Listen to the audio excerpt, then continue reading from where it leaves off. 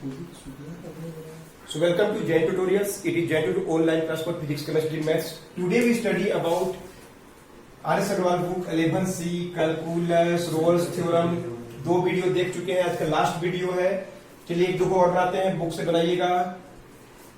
EX ये भी एक क्या, इसको भी हम लोग डिफरेंशिएट और कंटिन्यूअस प्रूव कर सकते हैं। और ये A और B दिया और हमको C निकालना है। क्लियर है?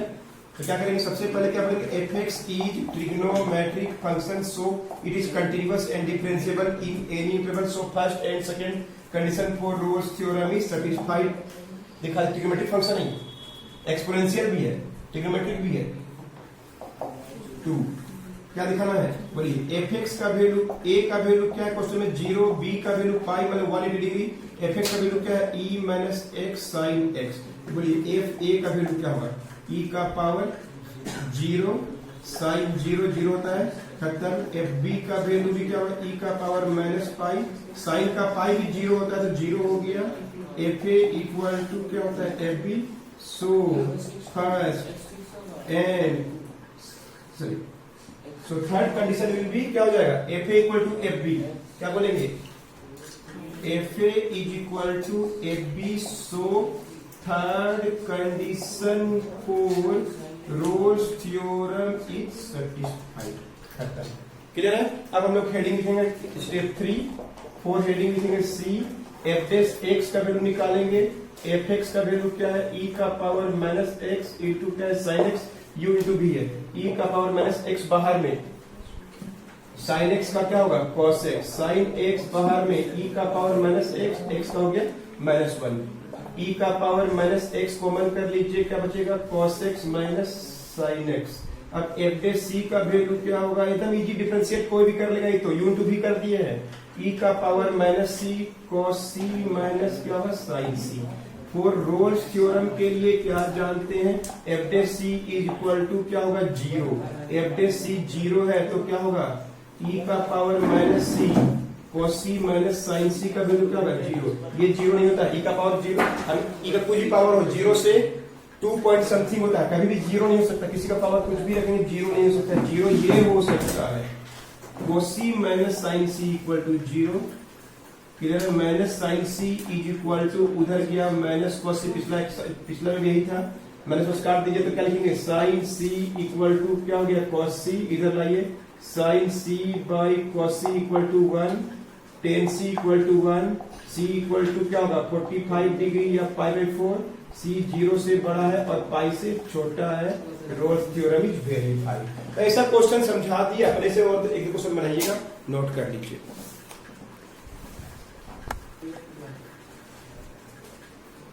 चलिए एक और क्वेश्चन 19 नंबर, fx equal to sine x minus sine 2x 0 से 2 पाई इंटरवल। ये भी ट्रिग्नोमेट्रिक फंक्शन है।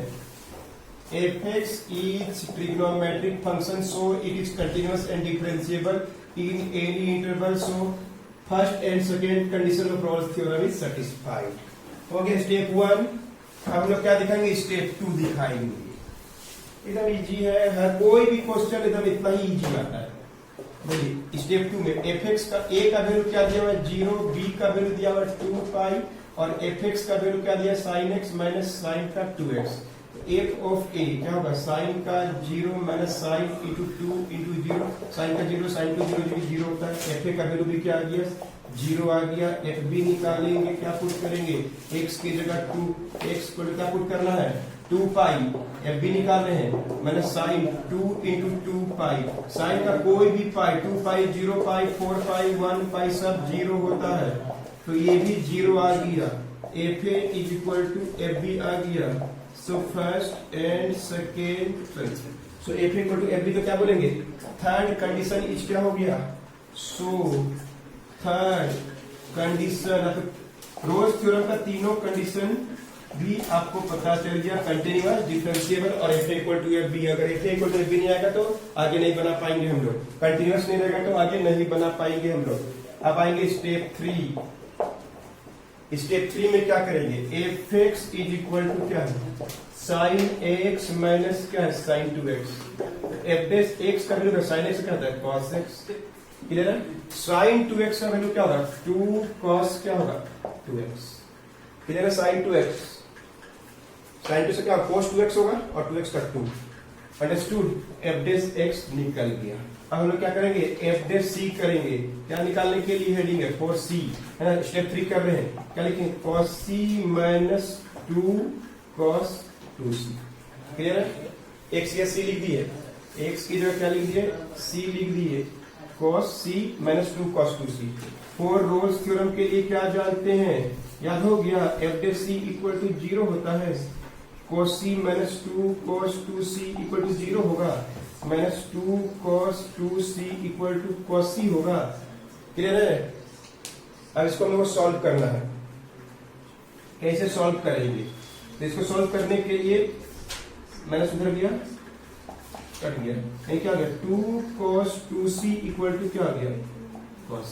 पोस्ट अब ऐसा हम लोग इसको सॉल्व करेंगे कि c का वैल्यू दिखाना पड़ेगा 0 से 2 पाई के बीच में। ऐसा कौन सा वैल्यू है जो 0 से 2 पाई बीच में करेगा? इसको हम सॉल्व करने के लिए यूज करेंगे फार्मूला, कोई ऐसा फार्मूला यूज करेंगे कि आराम से बने। नोट कीजिए,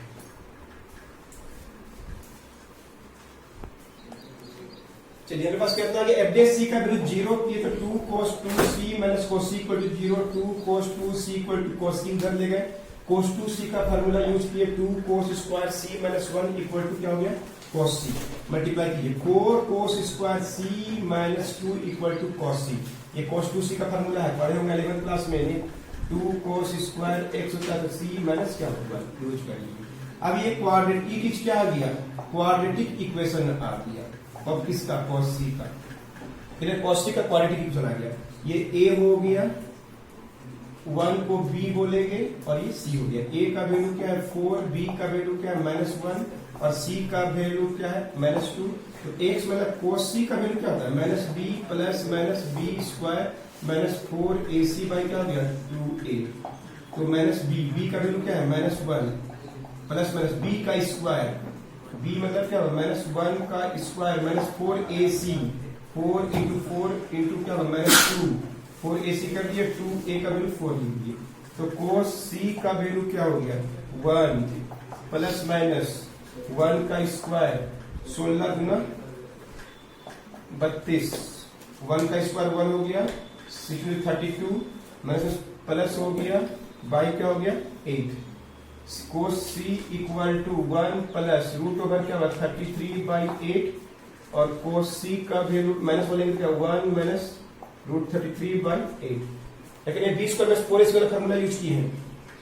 अब cos c का वैल्यू 1 से 1 प्लस 33, इसका रूट निकालिएगा तो ऑलमोस्ट 5.6 आएगा, ऑलमोस्ट 5.6 आएगा। cos c का वैल्यू ऑलमोस्ट 5.7 आएगा। cos c का वैल्यू 1 माइनस 5.7/8, cos c का वैल्यू ऑलमोस्ट 6.7/8 और cos c का वैल्यू -1 माइनस 5.7 4.7/8। क्लियर है? तो cos c का वैल्यू क्या आया 0.882 और cos c का वैल्यू क्या आया माइनस 0. ऑलमोस्ट 879 आएगा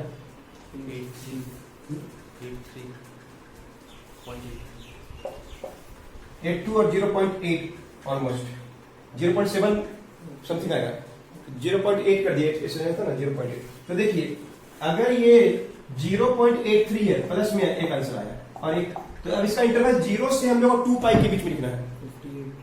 0.5 एक प्लस में एक माइनस में आया और इंटरवल हम लोग का ए और बी क्या था 0 से 2 पाई के बीच में था। तो देखिए हम लोग आंसर किसका कैसे लिखेंगे। हम लोग का इंटरवल दिया था a का वैल्यू 0 और b का वैल्यू 2 है।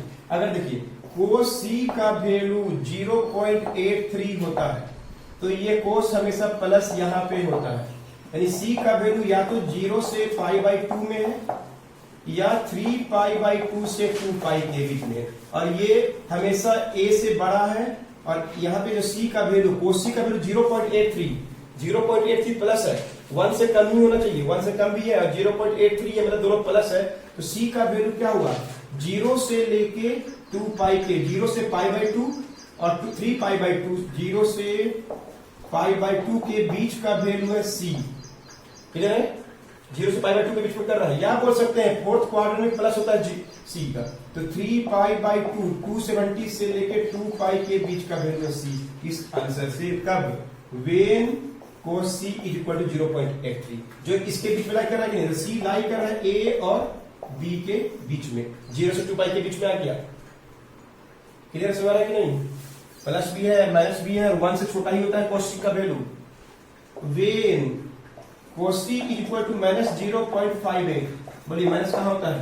यहां पे होता है कि नहीं? यानी c का वैल्यू जो है कहां पे है? या तो π/2 से π के बीच में है, सेकेंड क्वाड्रेंट या थर्ड क्वाड्रेंट में, या क्या c का वैल्यू जो है किसके बीच में है?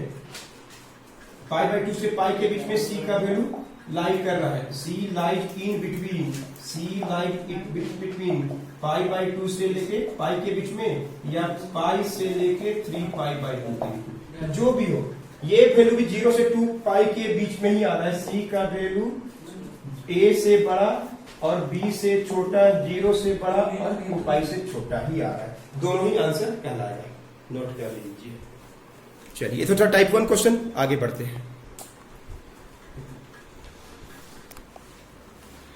अब आइए, अब तो आप लोग सीख गए कि रोल्स थ्योरम को कैसे वेरीफाई करते हैं। रोल्स थ्योरम को वेरीफाई करना सिखा दिए, 1 से लेकर 21 तक सब क्वेश्चन बना दिए हैं, आप भी ट्राई करिएगा। 22 नंबर पूछ रहा है कि टाइप 2 क्वेश्चन में आगे से अप्लाई होगा कि नहीं होगा। तो देखिए, ये कंटिन्यूअस एंड डिफरेंशिएबल तो है, फर्स्ट और सेकेंड कंडीशन तो लागू हो गया, लेकिन एफ और एफ बी का वैल्यू नहीं है इसका, तो roles theorem is not apply. क्यों नहीं दिखा दे रहा है आपको? एक्स का वैल्यू 1 पुट में 0 हो जाएगा और 3 पुट करेंगे 0 नहीं आएगा। एफ का वैल्यू अगर हम निकाल, पॉलिनोमियल तो है तो कंटीन्यूअस तो डिफरेंशिएबल है, लेकिन थर्ड कंडीशन लागू नहीं होगा।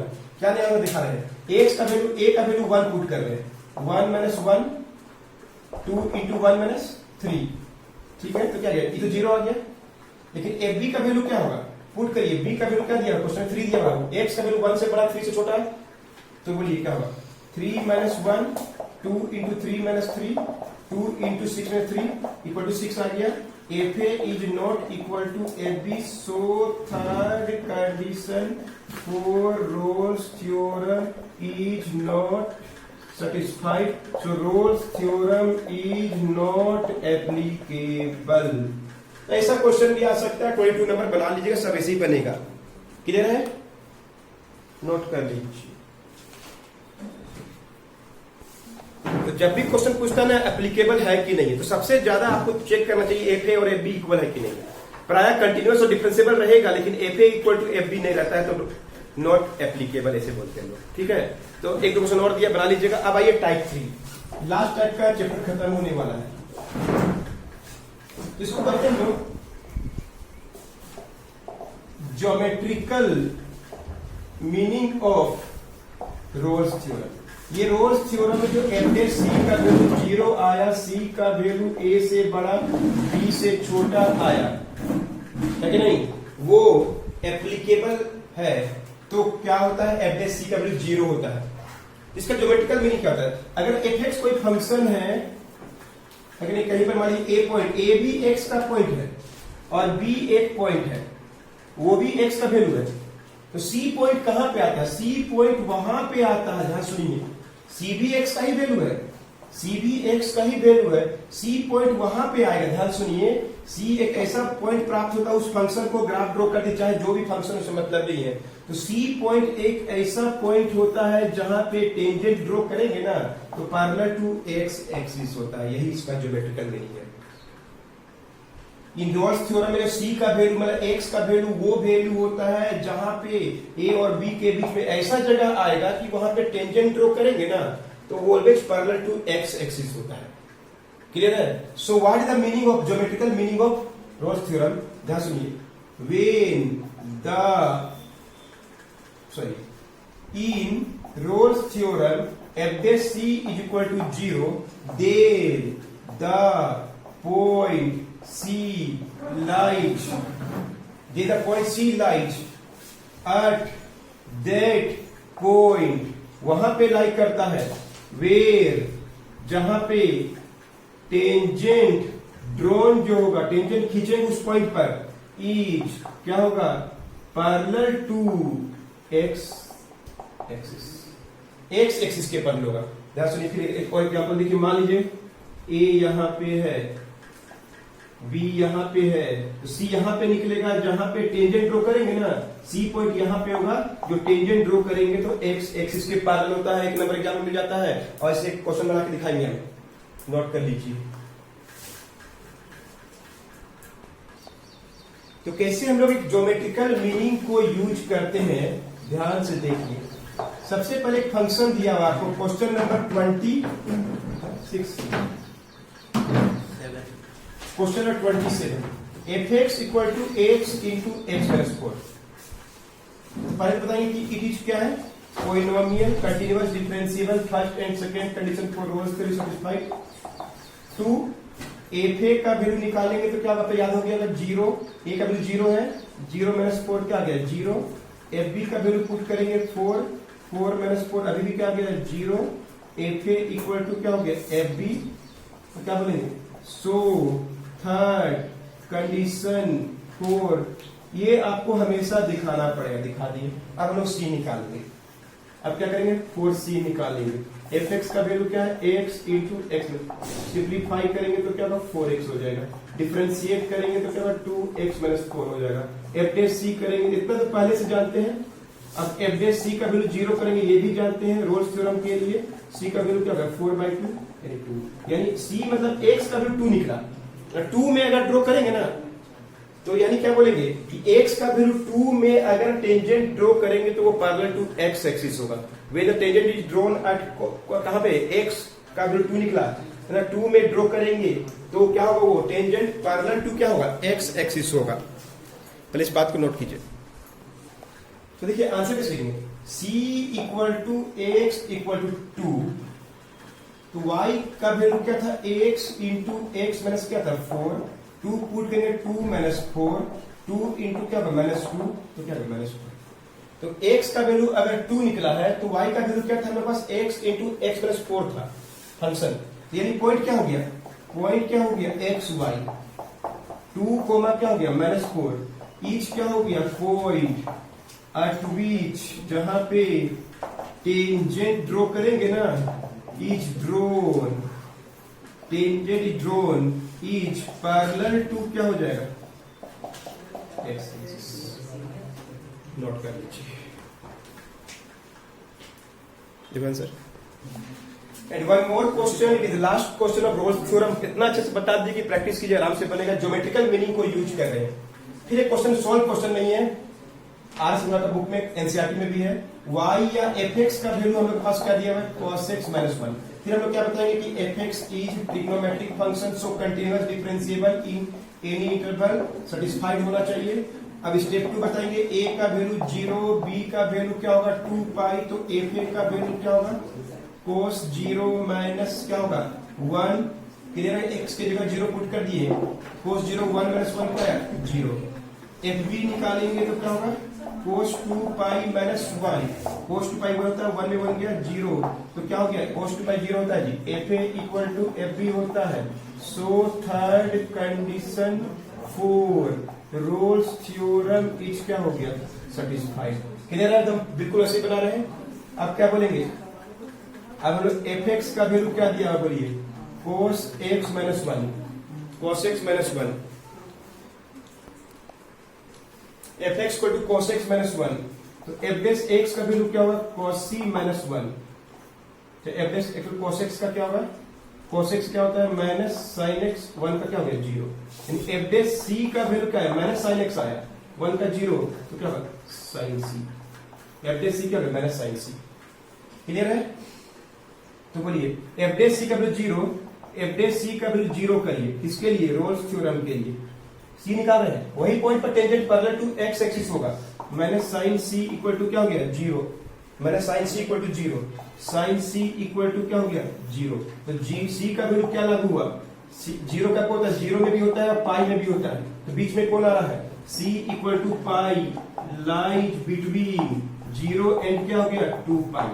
चलेगा, सी लाइक इन बिटवीन। तो बताइए इसलिए क्या बोलेंगे, टेन, तो एक्स का वैल्यू कितना है हम लोग के पास, 2 पाई आया, एक्स का वैल्यू पाई आया, तो वाई का वैल्यू क्या हो जाएगा, सी मतलब एक्स का वैल्यू निकालेंगे वही क्या होगा, सी का ये लागू होगा, ठीक है ना, ये लागू नहीं होगा, क्लियर है, सॉरी, जीरो से पाई, 2 पाई है ना, 0 से 2 पाई के बीच में कौन आया, पाई आया, पाई यूज करेंगे, क्लियर है। तो वाई का वैल्यू क्या हो जाएगा, कोस एक्स माइनस 1, कोस पाई माइनस 1, तो कोस का पाई क्या होता है, -1 तो -2 आया। तो बताइए पॉइंट क्या होगा, इसलिए पॉइंट इज एक्स का वैल्यू पाई, तो वाई का वैल्यू -2, कोस पाई पुट कर दिए, -1 शुरू में पुट कर दिए, इक्वेशन में ही पुट कर दिए, तो क्या निकला, is point where tangent is parallel to x axis, यही आंसर है। तो इन दिस वे पूरा रोल्स थ्योरम चैप्टर खत्म हो गया। In next class will start with new topic called Lagrange's mean value theorem. ये भी उसी तरह से है लेकिन वेरी वेरी इंपॉर्टेंट, कुछ भी एग्जाम में आ सकता है, हर चीज बता रहे हैं आपको। तो मिलते हैं आपसे नेक्स्ट वीडियो में।